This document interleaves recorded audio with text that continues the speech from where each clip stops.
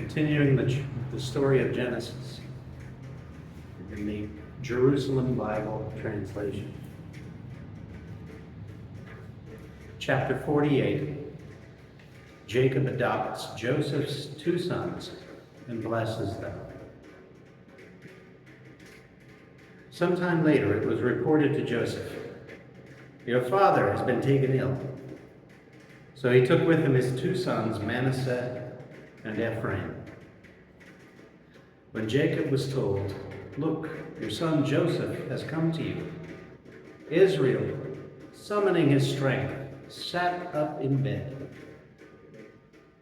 El Shaddai appeared to me at Luz in the country of Canaan, Jacob told Joseph, "and he blessed me, saying to me, I will make you fruitful and increase you in numbers. I will make you a group of people and give this country to your descendants after you, to own in perpetuity. Now your two sons, born to you in the land of Egypt, before I came to you in Egypt, shall be mine. Ephraim and Manasseh shall be as much mine as Reuben and Simeon. But with regard to the children you have had since then, they shall be yours, and they shall be known by their brothers' names for the purpose of their inheritance. When I was on my way from Padan, to my sorrow, death took your mother Rachel from me in the land of Canaan, on the journey while we were still some distance from Ephrath.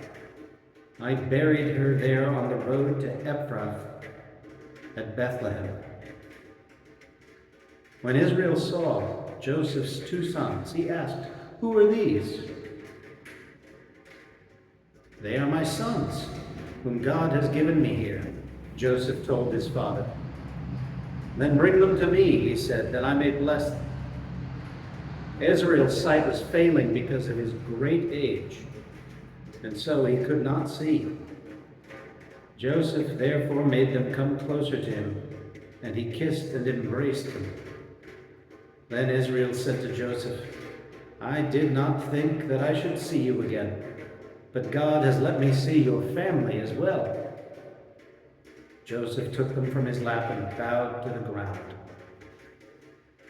Joseph took hold of the two of them, Ephraim with his right hand so that he should be on Israel's left, and Manasseh with his left hand so that he should be on Israel's right, and brought them close to him.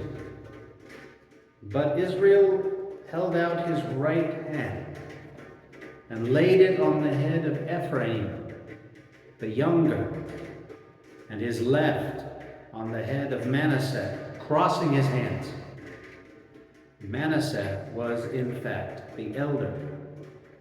Then he blessed Joseph, saying, "May God, in whose presence my fathers Abraham and Isaac walked, may God, who has been my shepherd from my birth until this day, may the angel who has been my Savior from all harm, bless these boys. May my name live on in them, and the names of my fathers, Abraham and Isaac, may they grow and increase on the earth." Joseph saw that his father was laying his right hand on the head of Ephraim, and this upset him. He took his father's hand and tried to shift it from the head of Ephraim to the hand of Manasseh. Joseph protested to his father, "Not like that, father. This one is the elder. Put your right hand on his head." But his father refused. "I know, my son, I know," he said. "He too shall become a people. He too shall be great. Yet his younger brother shall be greater than he, and his descendants shall become a multitude of nations." So he blessed them that day, saying, "May you be a blessing in Israel May they say, may God make you like Ephraim and Manasseh. In this way he put Ephraim before Manasseh. Then Israel said to Joseph, now I am about to die, but God will be with you and take you back to the country of your fathers. As for me, I will give you a Shechem, more than your brothers, the one I took from the Amorites with my sword and my bow.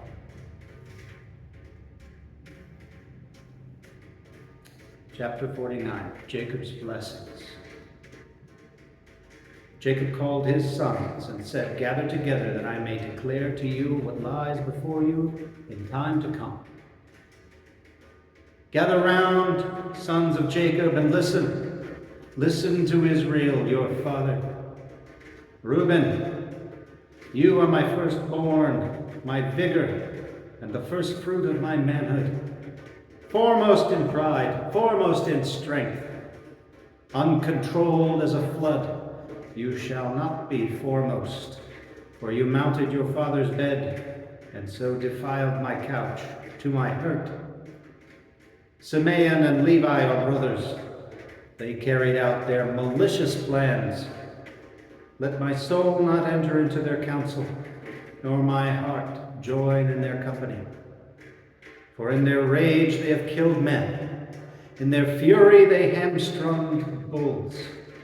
Accursed be their rage for its ruthlessness, their wrath for its ferocity. I will divide them among Jacob.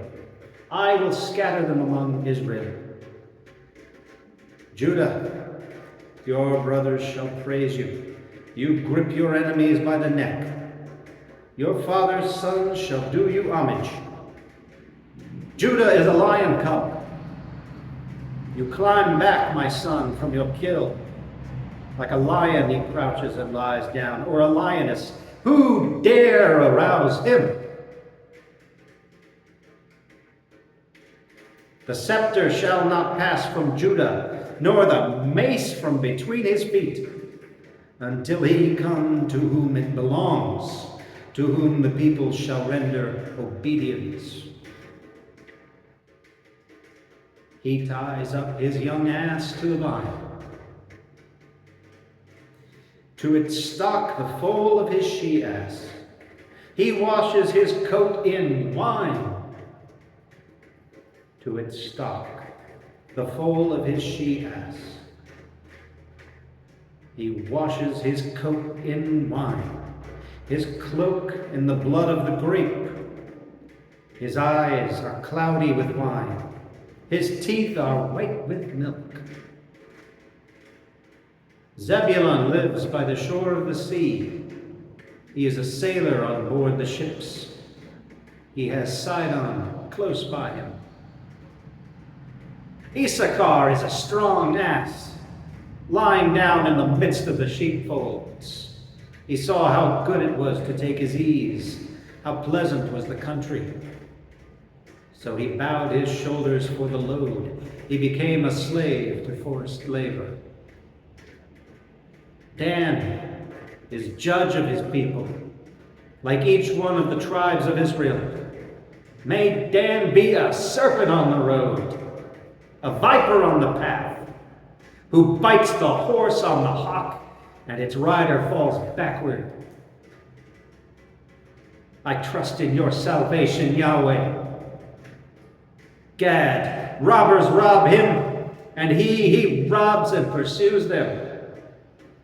Asher, his bread is rich. He provides food fit for a king. Naphtali is a swift hind, dropping beautiful fawns.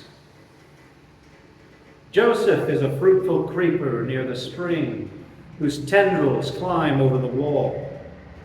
Bowmen provoked him. They drew and assailed him, but their bow was broken by a mighty one.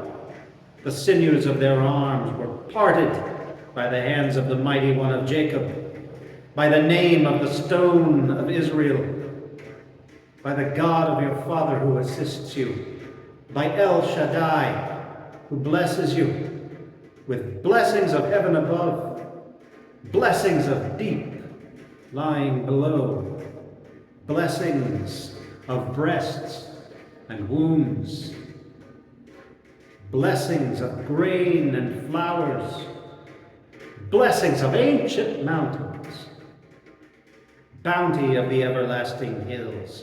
May they descend on Joseph's head, on the brow of the dedicated one among his brothers. Benjamin is a ravening wolf. In the morning he devours his prey. In the evening he is still dividing the spoil. All these make up the tribes of Israel, 12 in number, and this is what their father said to them. He blessed them, giving to each one an appropriate blessing.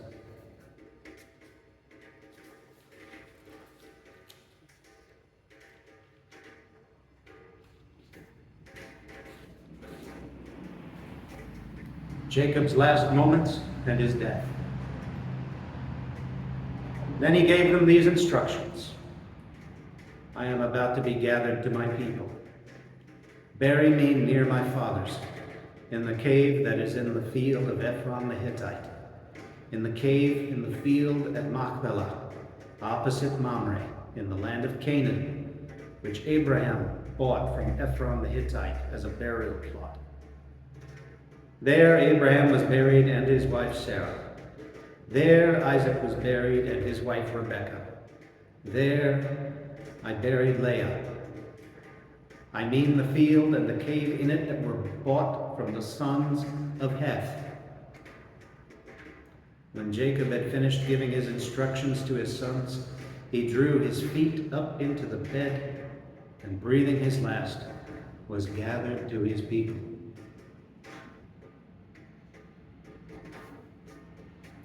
Jacob's funeral. At this, Joseph threw himself on his father, covering his face with tears and kissing him. Then Joseph ordered the doctors in his service to embalm his father. The doctors embalmed Israel, and it took them 40 days, for embalming takes 40 days to complete. The Egyptians mourned him for 70 days. When the period of mourning for him was over, Joseph said to Pharaoh's household, "If I may presume to enjoy your favor, please see that this message reaches Pharaoh's ears. My father made me swear an oath. I am about to die," he said. "I have a tomb which I dug for myself in the land of Canaan, and there you must bury me. So now I seek leave to go up and bury my father, and then I shall come back." Pharaoh replied, "Go up and bury your father in accordance with the oath he made you swear." Joseph went up to bury his father, all Pharaoh's servants and the palace dignitaries going up with him, joined by all the dignitaries of the land of Egypt, as well as all Joseph's family and his brothers, along with his father's family. They left no one in the land of Goshen but their dependents, with their flocks and their cattle. Chariots also and horsemen went up with them. It was a very large retinue. On arriving at Goren Ha'atad, which is across the Jordan, they performed there a long and solemn lamentation, and Joseph observed 3 days mourning for his father. When the Canaanites, the inhabitants of the land, witnessed the mourning at Goren Ha'atad, they exclaimed, "This is a solemn act of mourning for the Egyptians." For this reason they call this place Abel Mizraim. It is across the Jordan. His sons did what he had ordered them to do for him. His sons carried him to the land of Canaan and buried him in the cave in the field at Machpelah, opposite Mamre, which Abraham had bought from Ephron the Hittite as a burial plot. Then Joseph returned to Egypt, he and his brothers, along with all those who had come up with him for his father's burial.